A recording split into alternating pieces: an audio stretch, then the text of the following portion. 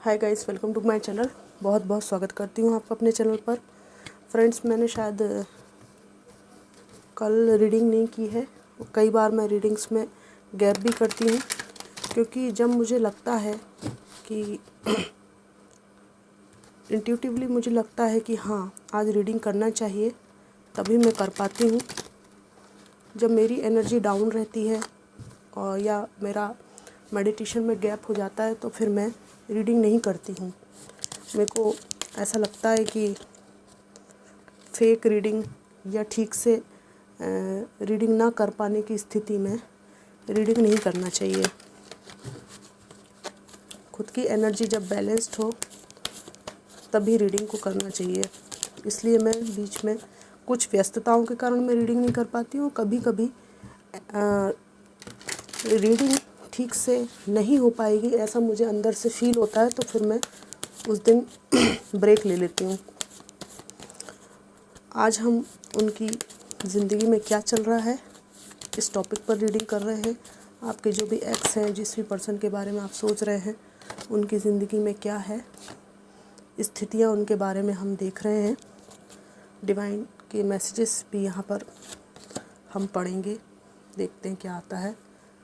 8 of swords है, 9 of cups है, फूल है, हैंगमैन है, स्ट्रेंथ है, 10 ऑफ कप्स है, व्हील ऑफ फॉर्च्यून है, एंड जजमेंट है। कार्ड सभी अच्छे हैं,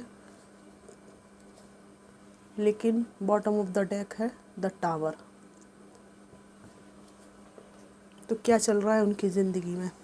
सबसे पहले मैं बताना चाहूँगी कि ये व्यक्ति 8 ऑफ सोर्ड्स की एनर्जी में है, स्टक और परेशान और रिश्तों में टॉक्सिसिटी से घिरे हुए। इनको समझ में नहीं आता है कि राइट और रॉन्ग डिसीज़न क्या है, इनको क्या दिशा में मूव करना चाहिए, क्या डिसीजंस लेना चाहिए, कौन इनके लिए सच्चे मित्र हैं, कौन शत्रु हैं। कंफ्यूज पर्सन, बंधा हुआ, जिम्मेदारियों के बोझ तले दबा हुआ इनका जीवन चल रहा है। यहाँ पर इनकी ज़िंदगी में एक प्रमुख बात मुझे दिखाई देती है कि ऑलमोस्ट जो है जीवन यापन की सभी चीज़ें इनके पास हैं, और जो कुछ इनको ज़िंदगी में चाहिए था, फॉर सम ऑफ यू, आपके जो भी पर्सन हैं, इन्होंने सब कुछ ऑलमोस्ट कर लिया अपनी लाइफ में। मैच्योर एज में ये आ चुके हैं, लेकिन उसके बाद भी एक कोई कमी इनको खलती रहती है, और वो है इमोशनली लॉस हो जाने की कमी। इमोशनल लॉस इनको है। यहाँ पर इन्होंने पास्ट में कुछ ऐसे डिसीजंस लिए हैं जो इनकी ज़िंदगी को अब रेस्टलेस बना रहे हैं, इनको हैंग्ड कर रखा है। ठीक है, इनके खुद के डिसीजंस, गलत निर्णय, जल्दबाजी में जज करने के कारण इनने खुद के रिश्तों को इस मुकाम पर ले आए हैं कि अब इनको पछताने के अलावा कुछ नहीं मिल रहा है। इनकी ज़िंदगी में आपको लेकर जो टावर मोमेंट आया आपके साथ में, उसका एक बड़ा प्रभाव इनके जीवन पर निश्चित रूप से मैं यहाँ पर देख रही हूँ। बहुत प्रभाव है इनके ऊपर, और इनको ऐसा लगता है कि जो कुछ भी बर्डन इन्होंने आपकी ज़िंदगी में डाल रखा था, उससे आपने मूव ऑन कर लिया है, और अब आपको इनकी बिल्कुल कतई ज़रूरत नहीं है। पहले की अपेक्षा ये आपको बहुत ये जो व्यक्ति है ये आपको बहुत स्ट्रॉन्ग देख रहा है। आप अगर मेल हैं तो भी आपके लिए बात है, फीमेल हैं तो भी, दोनों के लिए रीडिंग है। तो ये बहुत स्ट्रॉन्ग रूप में आपको देखते हैं, और इनको ऐसा लगता है ये भले अपने ज़िंदगी में स्टक हैं, पर आप अपनी ज़िंदगी में मूव ऑन कर चुके हैं। और मूव ऑन आपने ऐसे उदासी में किया था, लेकिन उससे आप पॉजिटिव माइंड सेट में आ चुके हैं, और इनके साथ जो आपका रिलेशन था उसमें जो कुछ भी आपने भुगता है उसको आप दोबारा दोहराने का सपने में भी नहीं सोचेंगे। इस व्यक्ति को दोबारा अपने ज़िंदगी में लाने का दूर दूर तक नहीं सोचेंगे। ऐसा इनको आप फील करवा रहे हैं। यस, आपकी नज़र में ये व्यक्ति आपके लिए सब कुछ था, आपकी पूरी ज़िंदगी था, आप इनके साथ परिवार क्रिएट करना चाहते थे। और अगर आपकी ये एक्स हस्बैंड एक्स वाइफ रहे हैं तो आपने इनको पूर्ण समर्पण कर दिया था, लेकिन उसके बावजूद भी इन्होंने आपको नहीं समझा। और ये जो विज़न था ना आपका, इस विज़न को ये भी देख रहे हैं वर्तमान में। दोनों तरफ से ये जो फैमिली वाला जो विज़न है वो एक सा है दोनों का, बट आप जो है ना समर्पित थे और इन्होंने जो है रिश्ते को हैंग किया है। किन्हीं कारणों से गलत निर्णय को इन्होंने पिक कर लिया है। और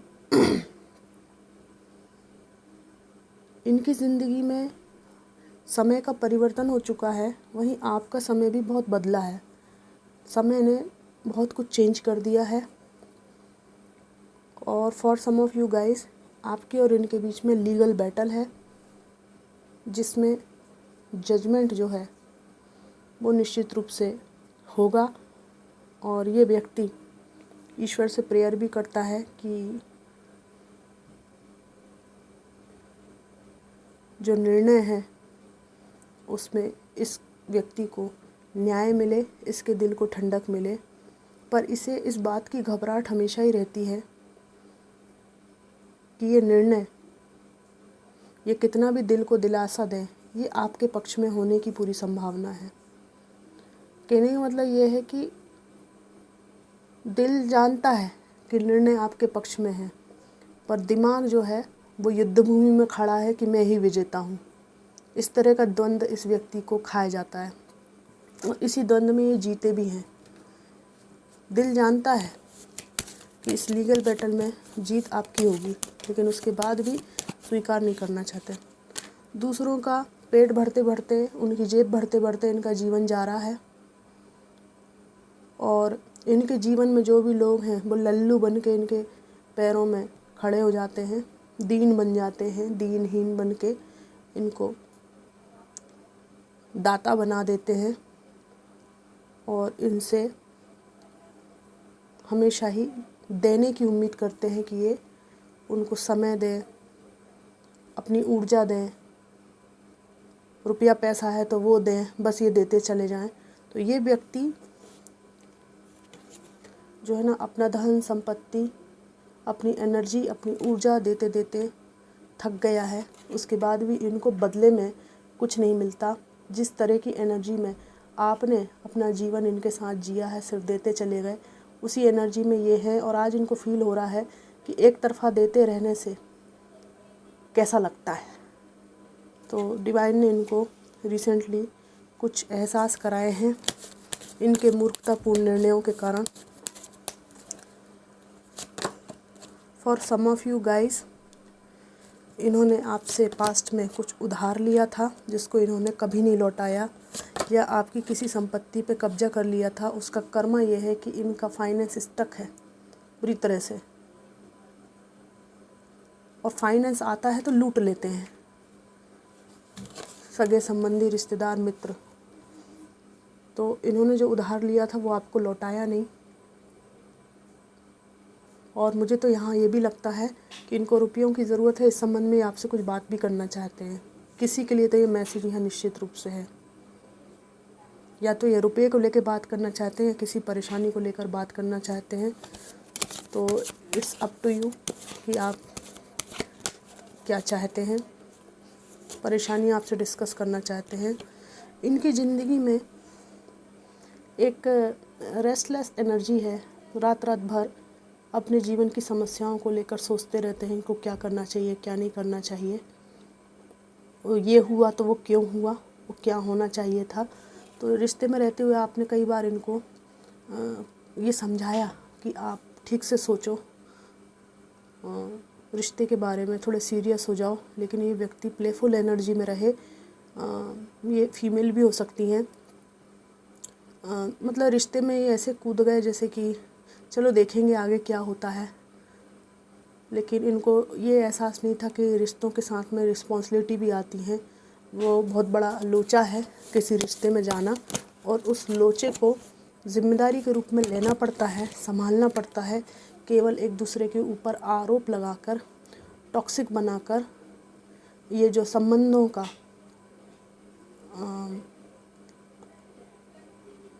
जो भी पेचीदापन है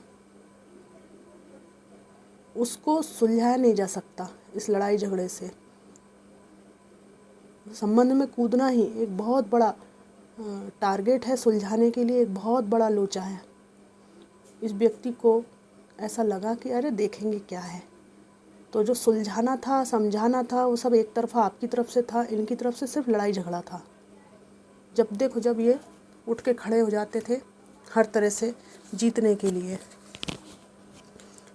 इनकी ज़िंदगी में आपको लेकर, आपके प्यार को लेकर एक सुखद स्मृति, सुखद अनुभव हमेशा ही इनके दिमाग में तैरता रहता है। लास्ट कार्ड में और निकालूंगी, जस्टिस। इनको लगता है कि यहाँ पर प्यार को लेकर इनको आपके साथ जस्टिस करना था, जो कि इन्होंने नहीं किया, और ये आपको जस्टिस देना चाहते हैं, सब कुछ ठीक करना चाहते हैं आपके साथ में। पर चूँकि ये एक बड़ा टावर मूवमेंट, कोई डिवोर्स, बहुत बुरी तरह से सेपरेशन, ये सब हो चुका है और कोई उम्मीद नहीं है आपके वापस आने की, इनको ऐसा लगता है, इसलिए ये स्टक हैं। बाकी इनके दिल की इच्छा आपके साथ इक्वल गिव एंड टेक देने की, आपके साथ एक पेयर बनाने की, एक जोड़ा बनाने की, ये हृदय की इच्छा तो इस व्यक्ति की यहाँ पर दिख रही है। मैं इनके कुछ मैसेजेस और एंजल के मैसेजेस भी निकालूंगी।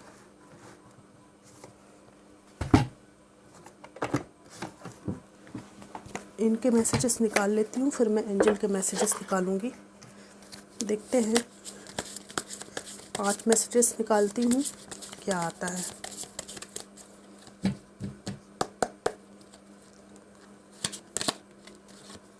सेक्स विथ यू, इंटीमेसी, याद करते हैं। I am scared of rejection,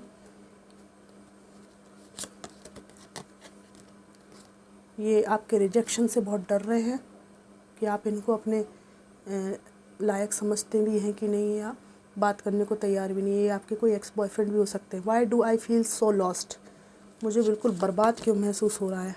I can't take it any more, मैं ये जो समस्याएं हैं अब नहीं झेल सकती, ना झेल सकता हूँ। Y do I deserve someone like you, ये कह रहे हैं कि तुम बहुत ही अच्छी हो और मैं तुमको डिज़र्व नहीं करता हूँ। ये कैसे हो गया कि तुम मेरे जीवन में रही या रहे। The way I have treated you was wrong, जिस तरह से मैंने तुम्हारे साथ बर्ताव किया वो पूरी तरह गलत था, इस बात का मुझे एहसास है, ये कह रहे हैं। अब मैं एंजल के कुछ मैसेजेस निकालती हूँ कि एंजल इस सिचुएशन में आपको क्या गाइडेंस देना चाहते हैं। एंजल्स प्लीज़ मेरे व्यूअर्स के लिए क्या गाइडेंस है, ये इन कार्ड्स के थ्रू बताइए।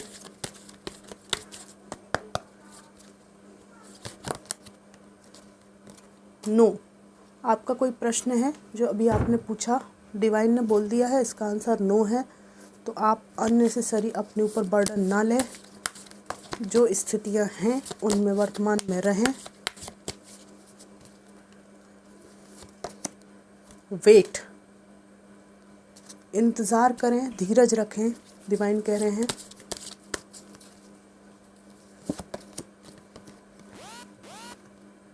इसके बाद कार्ड आया है सक्सेस। आपको सफलता मिलेगी लाइफ में, डिसीजंस लेने में आप सफल रहेंगे। जीवन जो है ओवरऑल आपका अच्छा रहेगा। रिकंसिडर, डिवाइन कह रहे हैं कि आप जिस भी पथ पर चल रहे हैं उसको ठीक से देखें कि वो रास्ता सही है या नहीं है, उसमें कहीं भटकाव तो नहीं है, कहीं आप समय तो बर्बाद नहीं कर रहे हैं अपना। हेल्पफुल पीपल, आपको सहायता करने वाले जेन्युइन लोग मिलेंगे, लेकिन मुझे ऐसा लगता है कि आपको आपको एक मैनिफेस्टेशन करने के लिए सलाह दी जा रही है, ठीक है। कंप्रोमाइज़, आपको कुछ स्थितियों में थोड़ा झुकने की आवश्यकता है, कंप्रोमाइजिंग एनर्जी में आने की आवश्यकता है।